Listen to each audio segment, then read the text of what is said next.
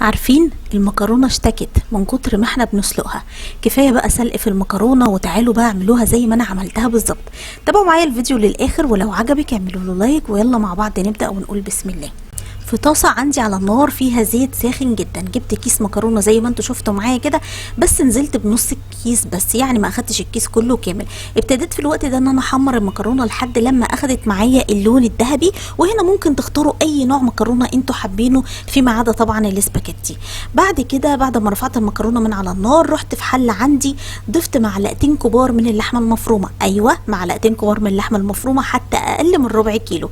ابتديت ان انا اقلب اللحمه كده لحد لما اخدت لون معايا، وبعد كده ضفت عليها شويه بهارات بسيطه قوي. زي ايه؟ معلقه صغيره خالص من السبع بهارات او بهارات اللحمه المتاحه عندك، وكمان معلقه صغيره خالص من الفلفل الاسود. كمان كنت مقطعه بصلايه تكون كبيره، بس مقطعاها قطع متوسطه. وابتديت ان انا اقلب البصله مع اللحمه المفرومه. وكمان هنا هنضيف الخضار المتاح عندك، يعني مثلا انا هنا ضفت ايه؟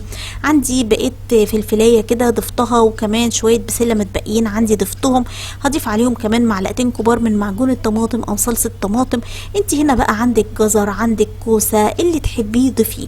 عايزه اقول لكم ان الطريقه ديت لتسبيكه اللحمه المفرومه او تعصيجه اللحمه المفرومه بتبقى حلوه جدا جدا.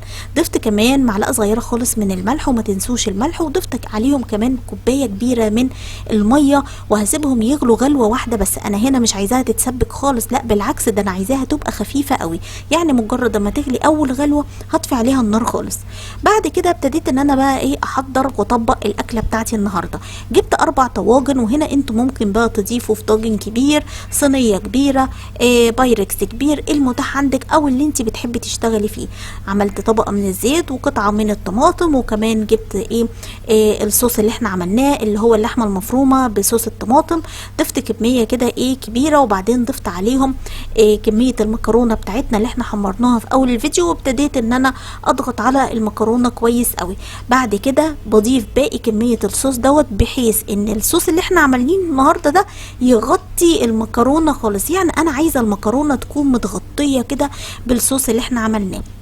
هبتدي ان انا في الوقت ده اقفل عليهم كويس جدا بورق الفويل. وفي الوقت ده الفرن بتاعنا بيبقى شغال على درجة حرارة 200 طبعا قبل ما نبتدي شغل خالص. يعني الطواجن الحلوة دي هتدخل الفرن وهو ساخن.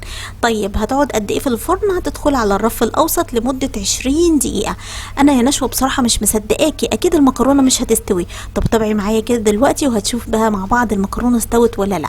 ده شكلها بقى بعد ما طلعت من الفرن. اللهم بارك، ريحة بقى فوق الخيال.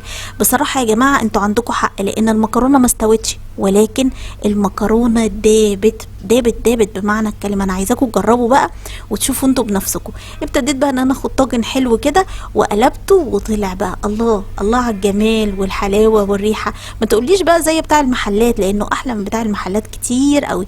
انا كده خلصت فيديو النهاردة. لو عجبكم الفيديو وشايفين ان انتوا استفدتوا، اعملوا له لايك كتير وشير كتير، منشنوا اصدقائكم. ودايما بستنى كومنتاتكم الحلوة اللي زيكم. بحبكم جدا جدا، والسلام عليكم ورحمة الله وبركاته.